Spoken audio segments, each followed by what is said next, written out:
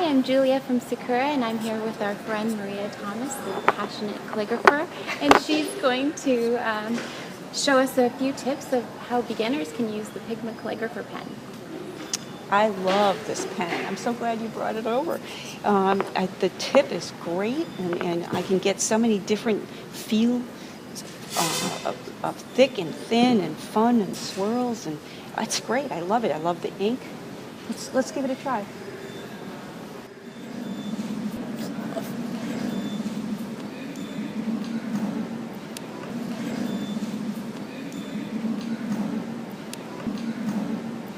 We get questions from our audience about how to hold a calligraphy pen.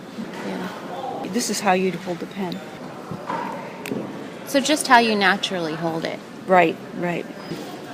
I hold the pen at times very, very lightly, and depending on what I'm doing, you add pressure.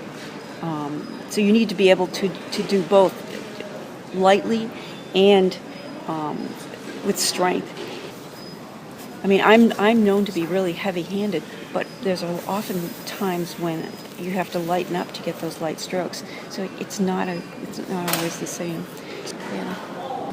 You don't want to press too hard because too much ink will come out. With this pen, I love the option of being able to turn it on its side and get those fine, wonderful curly lines that come from that. And is there a specific angle that you're supposed to start out with? I was never one of those really technical calligraphers that know the exact, I think it's like Angle? 30 degrees, but I'm not going to say that because I'm not positive. I didn't study formally. But I think our audience is looking to just, write. Have fun. Yeah, write happy birthday or, write their husband's name on a card. And so, the pen gives, different angles and makes interesting lettering. And so give them some tips to be able to do that. Well, I would practice and then a solid line or a straight line and then go off onto the edge and get a feeling of what you can do with that. You just have fun. My goodness, these are wonderful pens. They really are wonderful pens. So just practice changing the direction of the nib to vary your line width. Right. You want sort of an angle like that when you're starting out, but the ability to just go off on the edge is really magic. And so you're twisting. Yeah, you're twisting the pen just ever so slightly. So do you advise people to practice doing Absolutely. stuff like that? Absolutely. Have fun with it. Do some shapes. So practice like zigzags.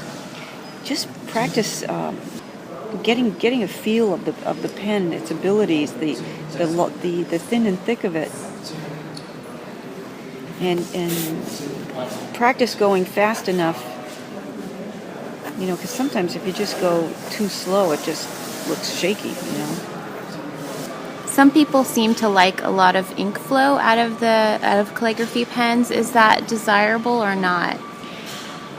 Whenever I'm actually dipping a pen in ink, I take most of the ink off because you need to have control of the ink so that it doesn't come off in blobs.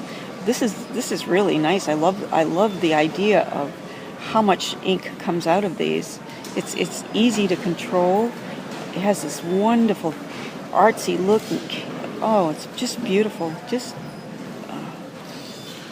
I just love the effect that it has. I've never had a pen like this do these things. It just feels good in your hand.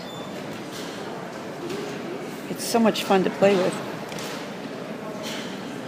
And if it's anything like all of the other Sakura pens, the ink is wonderful.